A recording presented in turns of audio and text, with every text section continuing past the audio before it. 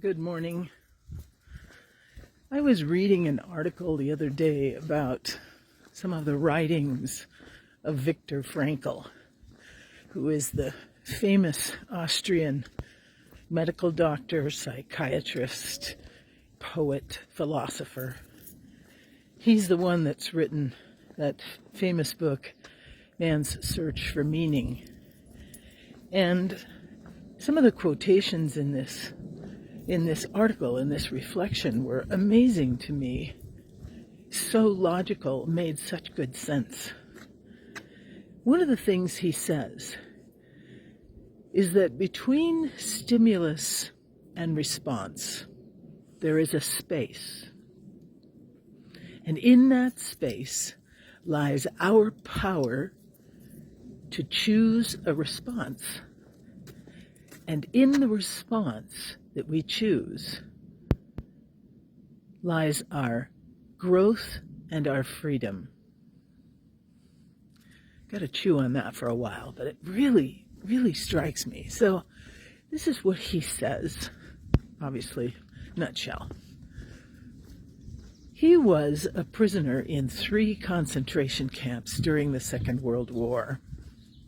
He moved around, he'd been moved around. He lost his family, his wife, his parents, his brother.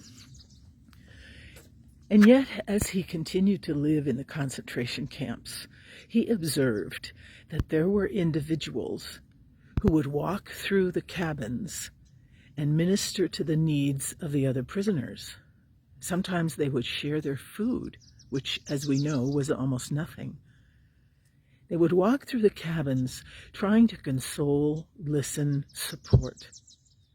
And he said it was so striking for him to see that what should have resulted, this kind of unilateral treatment that all of these prisoners received, inhumane, at the hands of the Nazis, should have resulted in a pretty conformist response from prisoners.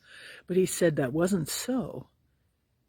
He said that it was obvious that as a result of being in that concentration camp, that some prisoners made the decision, an inner decision, to be a different kind of person than what the camp expected as a result of the treatment. This inner decision that these individuals made the camp experience a little bit more palatable for some, and even saved the lives of some through the sharing of the food and resources. But it also gave them a greater purpose in life. He observed that it gave them a greater purpose and meaning in being a prisoner in a camp in which all freedoms, except the freedom to choose, were taken from them. And this freedom to choose, he said, is the thing that allows us to become the person we want to be, not the circumstances in which we find ourselves. So we can choose not to be irritable. We can choose not to be jealous. We can choose not to be vindictive or arrogant or even righteous. We make that choice internally. That's what he says, right? That quote again. Between stimulus and response, there is a space. And in that space lies our power to choose our response. And in our response lies our growth and our freedom.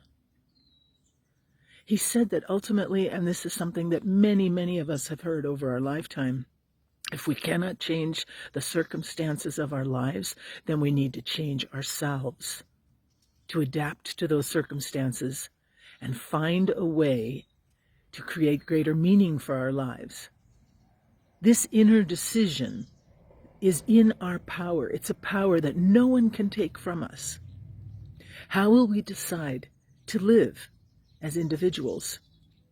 On the heels of Pentecost, we reflect about the presence of the Holy Spirit in our lives, this Spirit that is much greater than we are.